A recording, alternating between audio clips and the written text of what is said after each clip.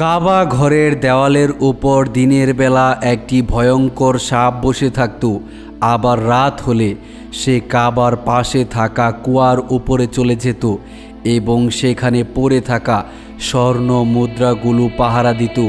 এটি সেই সময়কার কথা যখন মুহাম্মদ সাল্লাল্লাহু আলাইহি ওয়াসাল্লাম সবেমাত্র যৌবন প্রাপ্ত হয়েছেন, এখনও আল্লাহর তরফ থেকে নবুয়ত প্রাপ্ত ঘটেনি। তখন তিনি সমাজের সকল মানুষের কাছে খুবই প্রিয় ছিলেন, এমনকি আবু জাহেলও তাকে অনেক ভালোবাসত। মূলত দিনভর কাবা ঘরের দেওয়ালের উপর বসে থাকা সাপটিকে নিয়ে পুরো কুরাইশ সম্প্রদায় দুশ্চিন্তাগ্রস্ত ছিল। তারা তাকে হত্যা করতে পারছিল না, কারণ সে রাতের বেলা কাবা ঘরের পাশে থাকা কূপের ভেতরে থাকা স্বর্ণ মুদ্রাগুলো পাহারা দিচ্ছিল। মূলত তৎকালীন সময়ে কাবা ঘরের পাশে একটি কুয়া ছিল। কাবা ঘর জিয়ারতের জন্য যারা আসতেন তারা নিজেদের মান্যত পূরণ করার জন্য সেই কুয়াতে নিজেদের হাদিয়া ফেলে দিতেন। তারা সাধারণত মূল্যবান স্বর্ণ মুদ্রা ফেলে দিতেন, কেননা আল্লাহর ঘরের স্বল্প মূল্যের জিনিস মানুষ কখনোই দান করতেন না। একবার এই কুয়া থেকে কেউ একজন মূল্যবান স্বর্ণমুদ্রা চুরি করে নিয়ে যায়। সেই কুয়া থেকে চুরি করা অত্যন্ত সহজ কাজ ছিল, কেননা কাবা ঘরের দেওয়াল অনেক নিচু ছিল এবং অনেক নরম ছিল। কাবা ঘর নিচু অঞ্চলে হওয়াতে চারপাশে বৃষ্টির পানি এসে দেওয়ালগুলো অত্যন্ত জরাজীর্ণ অবস্থায় ছিল। তাছাড়া এর উপর কোনো ছাদ ছিল না। তো যাই হোক, মানুষের মানত করে ফেলে দেওয়া সেই স্বর্ণ মুদ্রা চুরি করা সেই চোরকে অনেক চেষ্টা সাধনার পর রাসূল সাল্লাল্লাহু আলাইহি ওয়াসাল্লামের কৌশল অনুসরণ করে কুরাইশবাসীরা ধরে ফেলে এবং চুরির অপরাধে তার 2 হাত কেটে ফেলে দেওয়া হয়। কিন্তু উপহার ও হাদিয়া পেশ করা সেই কুয়াটিকে চোরের হাত থেকে বাঁচানোর জন্য কাবা ঘরের নরম দেওয়াল ভেঙে সেখানে শক্ত মজবুত দেওয়াল তৈরি করা হয় এবং কাবা ঘরের উপর ছাদ নির্মাণের প্রয়োজন দেখা দেয়। আল্লাহ পাকের হুকুমে সে সময় একটি মজার ঘটনা ঘটে। কাবা ঘরের পাশে যে কুয়ায় মানুষজন যে স্বর্ণমুদ্রা ফেলত, পরবর্তীতে কিন্তু এই স্বর্ণমুদ্রা এবং হাদিয়াগুলো ব্যবহার করা হতো কাবা ঘর সংস্কারের জন্য। যাই হোক, সেই কুয়ায় প্রথমবার চুরি হওয়ার পরে আল্লাহ পাকের হুকুমে এক বিষধর নাগ সাপ প্রতিদিন সন্ধ্যা ঘনিয়ে আসার পর সেই কুয়ার উপর বসে পাহারা দিত এবং সকাল হলে সেই বিষধর নাগ সাপ সেখান থেকে সরে গিয়ে কাবা ঘরের দেওয়ালের উপর বসে রোদ পোহাতো। ইতিহাসের বইতে লেখা আছে, সেই বিষধর নাগ সাপ মানুষকে কোনো ভয় পেত না। কাবা ঘরের দেওয়ালের উপর বসে সে আরাম করে রোদ পোহাতো এবং রাতের বেলায় আবার সেই কুয়ার সম্পদ রক্ষা করার জন্য ডিউটিতে চলে যেত। কোনো মানুষ কুয়াতে স্বর্ণ মুদ্রা নিক্ষেপ করলে সে বাধা দিত না, কিন্তু যখনই কোনো মানুষ স্বর্ণ মুদ্রা চুরি করতে চাইতো তখনই বিষধর নাগ সাপটি ফনা তুলে ভয়ঙ্কর মূর্তি ধারণ করত এবং ফোঁস ফোঁস শব্দ করে তাদেরকে তাড়িয়ে দিত, যার ফলে সবাই দূর থেকে স্বর্ণ মুদ্রা নিক্ষেপ করত ঠিকই, কিন্তু কাবা ঘরের পাশে থাকা সেই কুয়া থেকে স্বর্ণ মুদ্রা নেওয়ার সাহস কেউই করতো না। সাপটি যেহেতু এখানে এসে আল্লাহর হুকুমে স্বর্ণ মুদ্রা পাহারা দিচ্ছিল, তাই কোনোভাবেই সেই সাপটিকে সরিয়ে দেওয়া যাচ্ছিল না, কোনোভাবেই সম্ভব হচ্ছিল না। এদিকে কাবা ঘরের দেওয়াল বৃষ্টির পানিতে ভেঙে যাওয়ার উপক্রম হওয়ায় সেটাকে মেরামত করা খুবই গুরুত্বপূর্ণ হয়ে দাঁড়িয়েছিল। যেহেতু কুরাইশবাসীদের উপর কাবা ঘরের রক্ষণাবেক্ষণের দায়িত্ব পড়ে, আর কুরাইশ বংশের অন্যতম তরুণ বুদ্ধিমান যুবক যার নাম মুহাম্মদ সাল্লাল্লাহু আলাইহি ওয়াসাল্লাম, তাকে দায়িত্ব দেওয়া হলো কিভাবে কাবা ঘরের দেওয়াল নির্মাণ করা হবে সে বিষয়ে ভাবার জন্য। যুবক মুহাম্মদুর রাসূলুল্লাহ সাল্লাল্লাহু আলাইহি ওয়াসাল্লাম কাবা ঘরের দেওয়াল নির্মাণের জন্য কাবা ঘরের পাশে দাঁড়িয়ে ভাবছিলেন কিভাবে কি করা যায়। এরই মধ্যে আল্লাহ পাকের হুকুমে একটি বড় ঈগল উড়তে উড়তে সেখানে আসে এবং বিষধর নাগ সাপটিকে ছোবল মেরে মেরে নিয়ে উড়ে চলে যায়। হজরতে ইবনে আব্বাস রাদিয়াল্লাহু তাআলা আনহু থেকে বর্ণিত সেই সাপ যেটা কাবা ঘরের ভেতরে থাকতো, কুরাইশরা কাবা ঘরে সংস্কার করার ইচ্ছা করেছিল। এ কারণে আল্লাহ পাকের হুকুমে সেই ঈগল এসে সাপটিকে তুলে নিয়ে হাজনের ভেতর ফেলে দিয়েছিল এবং সেখানকার জমিন সেই সাপটিকে গিলে ফেলেছিল। ফলে সেই সাপটি কিয়ামতের আগে সাপা পাহাড়ের নিকট থেকে বেরিয়ে আসবে এবং মানুষের সাথে কথা বলবে, যাকে দাব্বাতুল আর্দ নামে ডাকা হবে। আল্লাহু আকবার। কাবা ঘরের দেওয়াল পুনর্নির্মাণের পরে সাপের আতঙ্ক তো দূর হলো, কিন্তু এখন পরিকল্পনাকারী রাসূলুল্লাহ সাল্লাল্লাহু আলাইহি ওয়াসাল্লামের উপর দ্বিতীয় দায়িত্ব হলো কিভাবে এটিকে নিখুঁত এবং দীর্ঘস্থায়ীভাবে নির্মাণ করা যায়। আর এর জন্য প্রয়োজন যথাযথ পরিকল্পনা এবং দক্ষ কারিগর। আল্লাহ রাসূল সাল্লাল্লাহু আলাইহি ওয়াসাল্লাম যখন এই বিষয়গুলো নিয়ে ভাবছিলেন, তখনই হঠাৎ করে পৃথিবীর সবচাইতে বড় কারিগর, তিনি ছিলেন গ্রিসের, তার নাম ছিল বাউকুম।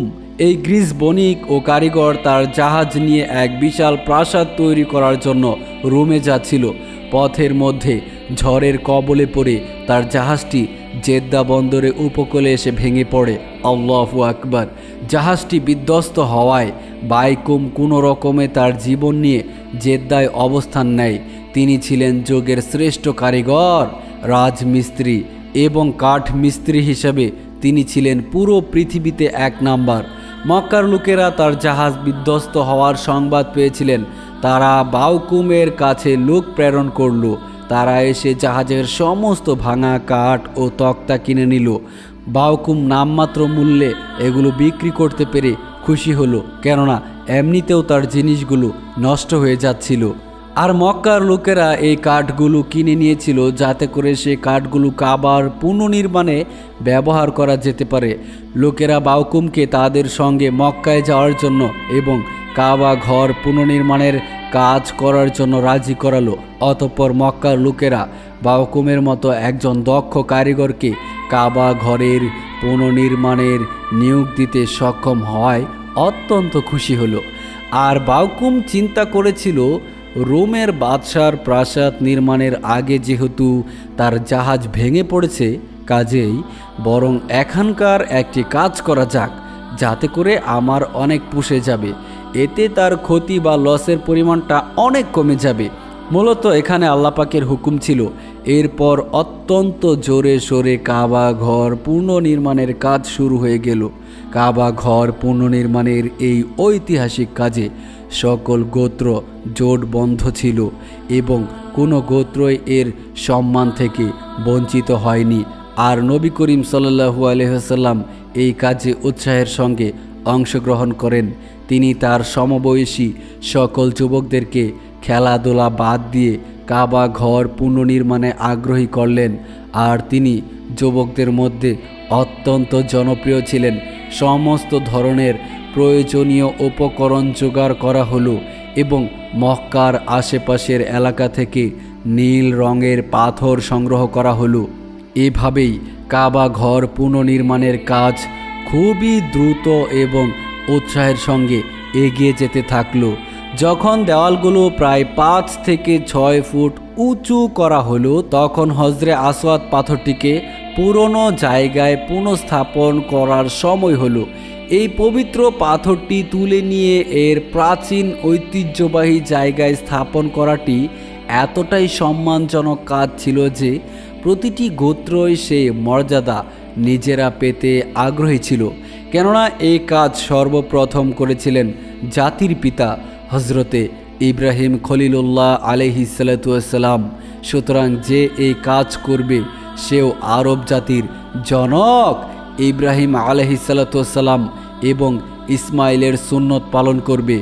এজন্য এই স্পর্শকাতর বিষয়টি নিয়ে বিভিন্ন গোত্রের মধ্যে মনোমালিন্য এবং হাতাহাতির ঘটনা সূত্রপাত ঘটল। কোনো গোত্রই তাদের অধিকার ছেড়ে দিতে রাজি হলো না, যার ফলে সকল গোত্রের মধ্যে ঝগড়া বিবাদ এত ভয়ঙ্কর আকার ধারণ করল যে যা এক পর্যায়ে মানুষের রক্তক্ষয়ী সংঘর্ষের দিকে চলে গেল। একজন রক্ত পিপাসু ও ভয়ঙ্কর যুদ্ধবাহিনী তৈরি হলো। প্রাচীনকালে আরবের একটি আইন ছিল যখন কোনো ব্যক্তি স্বার্থের জন্য কোনো আইন করত, তখন সে মানুষের রক্ত একটি বাটিতে নিয়ে তার আঙ্গুলগুলো সেই রক্তের মধ্যে ডুবিয়ে শপথ নিত। অতএব সে বর্বর গোত্রের নেতার রক্ত ভর্তি একটি বাটি নিয়ে কাবা ঘরের সামনে আসে এবং গোত্রের সমস্ত শক্তিশালী যুবকেরা সেই রক্তে হাত ডুবিয়ে প্রার্থনা করে যে যদি অন্য গোত্র হজরে আসওয়াদ পাথর কাবা ঘরের দেওয়ালে স্থাপন করার চেষ্টা করে তাহলে তাদের সবাইকে আমরা হত্যা করে ফেলব। 4 দিন ধরে এই ভয়ানক উত্তেজনা ও সংঘর্ষ মানুষের জীবনে অত্যন্ত খারাপ প্রভাব ফেলেছিল, আর মনে হচ্ছিল যে কোনো সময় গোটা মক্কা জুড়ে অনেক হত্যাকাণ্ডের ঘটনা ঘটতে থাকবে। তো সেই সময় কুরাইশদের একজন বায়জ্যেষ্ঠ বুদ্ধিদীপ্ত মহান নেতা ছিলেন, যিনি ছিলেন অত্যন্ত জ্ঞানী এবং বুদ্ধিমান। তিনি চাইছিলেন হজরে আসওয়াদের বিশৃঙ্খলা যেন নতুন করে আর অনেক মানুষের হত্যাকাণ্ডের কারণ না হয়, যেন বিনা রক্তপাতে এই সমস্যা বা সংকটের সমাধান হয়। তাই তিনি একটি চমৎকার পরামর্শ দিলেন। তিনি বললেন, এখানে উপস্থিত যারা আছো তারা সবাই সারা রাত কাবা ঘরের আশেপাশে অবস্থান করো, যাতে করে কেউ আমাদের মধ্যকার এই সিদ্ধান্ত বাইরে বের করতে না পারে। যেহেতু এখানে প্রত্যেকটি গোত্রের নেতারা উপস্থিত আছে, আগামীকাল ভোরে সাফা পর্বত থেকে সর্বপ্রথম যে ব্যক্তি কাবা ঘরে প্রবেশ করবে তাকে বিচারক মানা হবে এবং সেই ব্যক্তি যে রায় দিবে তা সবাই মেনে নিবে। এতে কারো মায়ের বুক খালি হবে না, রক্তপাত এড়ানো যাবে, তোমাদের মধ্য থেকে কোনো প্রাণহানি হবে না। যেহেতু গোত্রের যুবকরা ক্ষিপ্ত ছিল, কিন্তু গোত্রের নেতারা আসলে চাইছিল না কোনোভাবে রক্তপাত হোক, তাই সেই নেতার কথাই সবাই মেনে নিল। তাই পরদিন সকালে সবাই কাবার বাইরে অপেক্ষা করতে লাগলো। সারা রাত এই তথ্য কেউ বাইরে প্রকাশ করলো না। তারা সবাই এক নজরে পাহাড়ের দিকে তাকিয়ে থাকলো যে সকালের ভোরের সূর্যটা উদিত হওয়ার সাথে সাথে সূর্যের আলো ছেদ করে সর্বপ্রথম কে আসে, কেননা সেই ব্যক্তি হতে যাচ্ছে দ্বিতীয় ব্যক্তি যে কিনা ইব্রাহিম আলাইহিসসালামের পর হজরে আসওয়াতের মতো মূল্যবান জান্নাতি পাথর কাবা ঘরের স্থাপন করবে। আর তার স্থাপন করা নিয়ে কারো মধ্যে কোনো রক্তপাত হবে না। সবাই শান্তিপূর্ণভাবে একটি সুস্থ সমাধান দেখতে পাবে।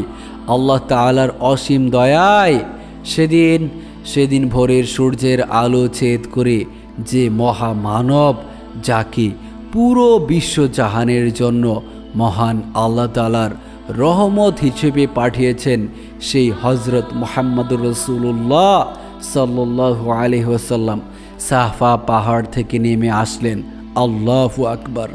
সবাই যখন তাকে দেখলো, উজ্জ্বল উদ্দীপ্ত চেহারার এক যুবক যার নাম মুহাম্মদ, সে এগিয়ে আসছে।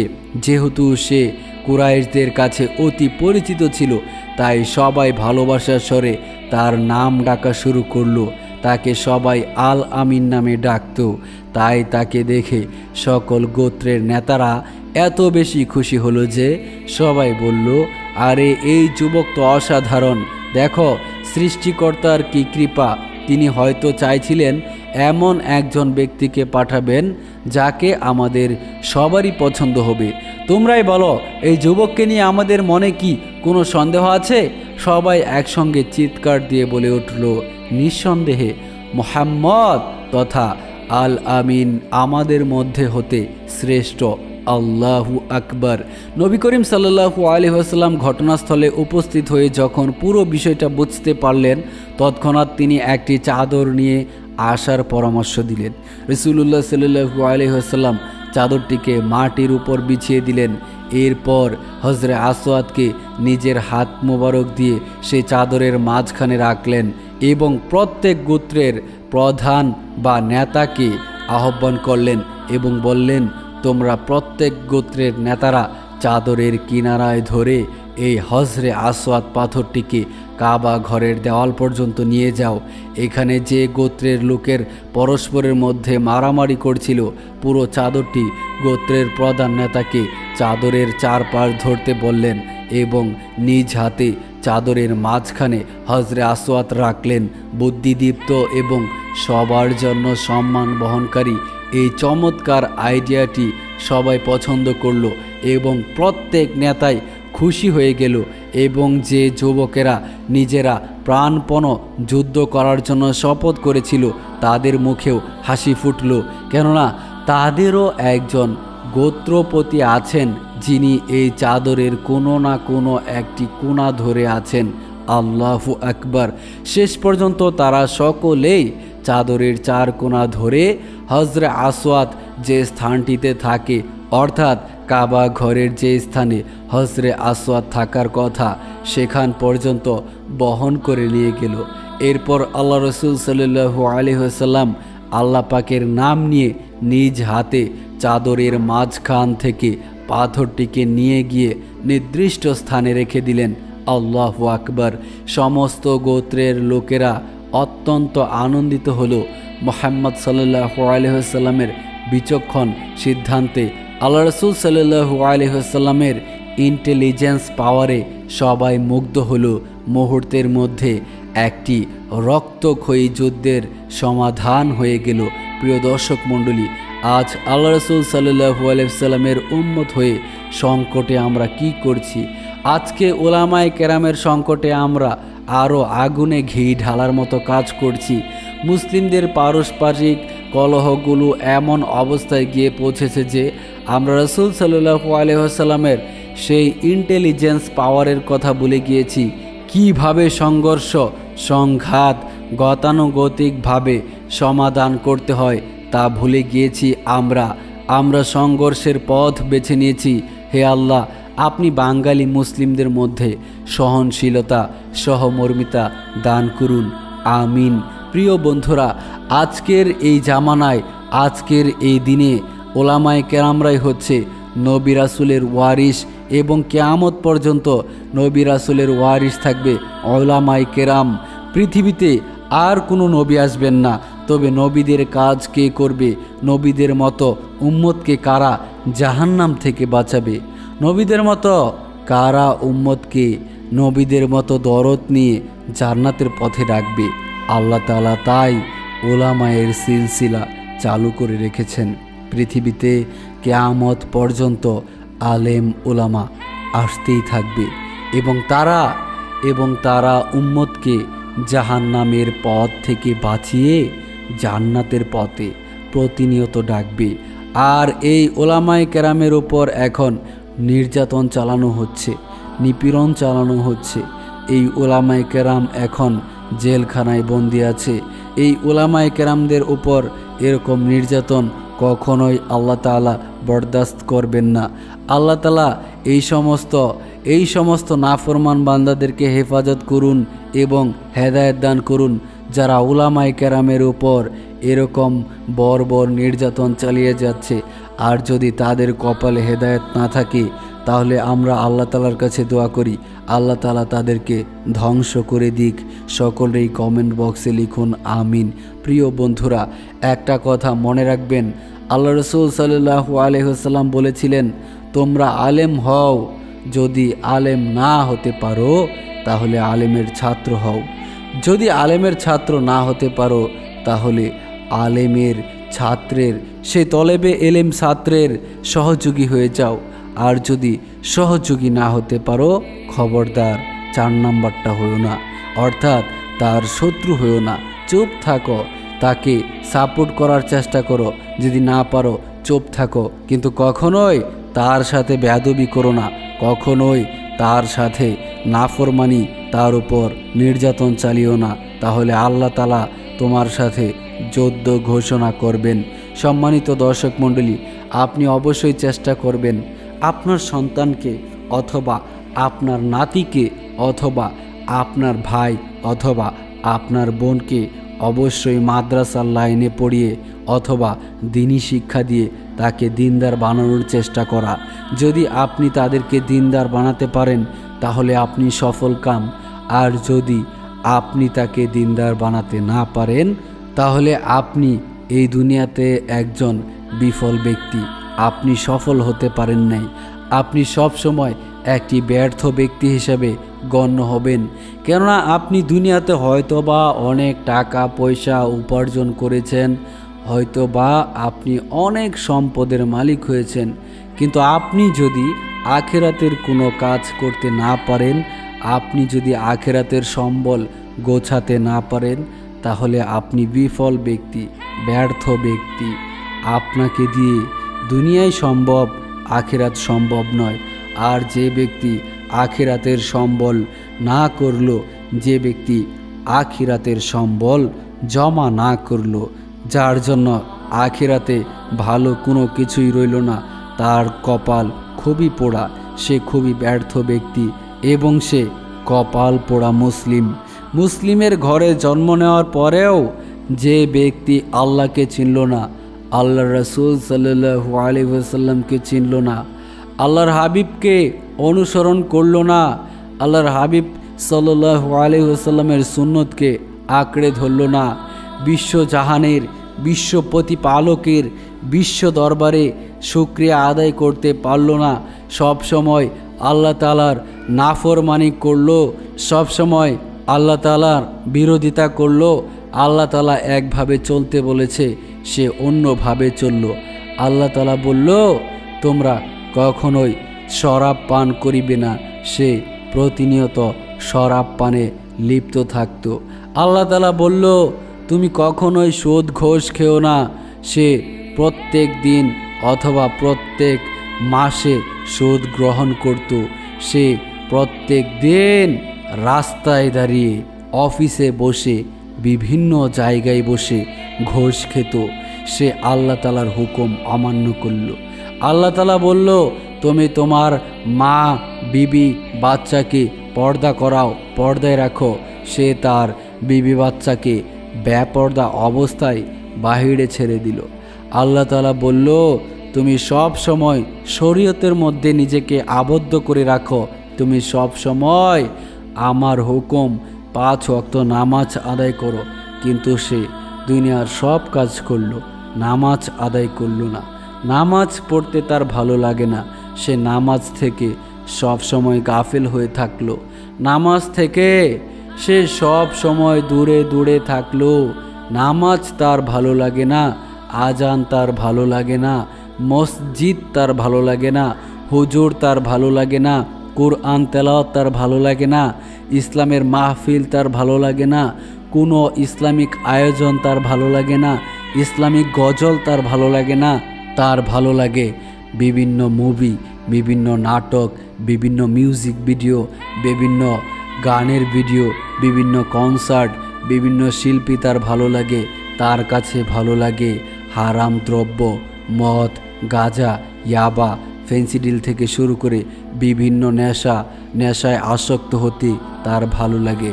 তার মিসওয়াক করতে ভালো লাগে না, কিন্তু তার মদ খেতে ভালো লাগে। সে ব্যক্তি সুন্নতের অনুকরণ করতে ভালো লাগে না, কিন্তু রাস্তার পাশে দাঁড়িয়ে দাঁড়িয়ে প্রস্রাব করতে তার ভালো লাগে। তার ব্যবসায়ের মাধ্যমে অথবা চাকরির মাধ্যমে হালাল উপার্জন ভালো লাগে না, তার ভালো লাগে গরিব অসহায় মানুষদের মাঝে টাকা বিলিয়ে দিয়ে সে টাকার সুদ খেতে। যে টাকার সুদ তার খেতে খুবই ভাল লাগে। সুদ খেতে খেতে দেখবেন সমাজের কিছু মানুষের পেট অনেক সামনে ঝুলে পড়েছে। তাদের পেট দেখলে অনেক মানুষ ভয় পেয়ে যায়, মনে করে যে এই পেটের মধ্যে না জানি কত সুদের টাকা প্রবেশ করেছে। আবার অনেক ওসি দারোগাদের পেট দেখলেও বোঝা যায় যে তাদের পেট দেখে মানুষ বুঝেই ফেলেছে এই লোকটা অবশ্যই ঘুষখোর। আমি সবাইকে বলছি না পেট মোটা হলে যে এমন, ব্যাপারটা এমন না, তবে এমন ঘটনা অনেক ঘটেছে যে মানুষ সুদ ঘোষ খেতে খেতে শরীরের এমন অবস্থা করে ফেলেছে যে দেখেই বোঝা যায় যে সুদখোর একটা যাচ্ছে।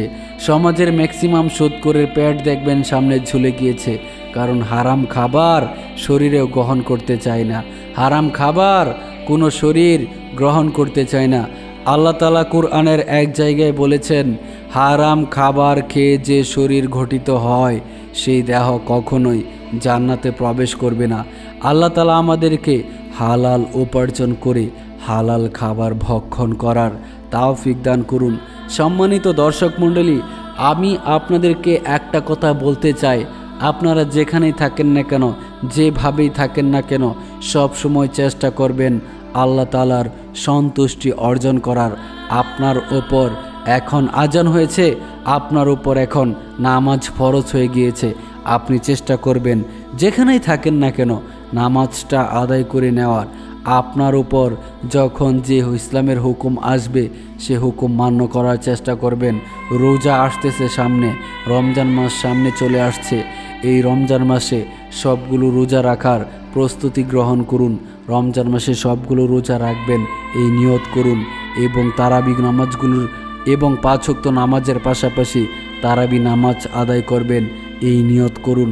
আপনি যদি নিয়ত করতে পারেন তাহলে আপনার নিয়তের মধ্যেই আল্লাহ তাআলা বরকত রাখবেন।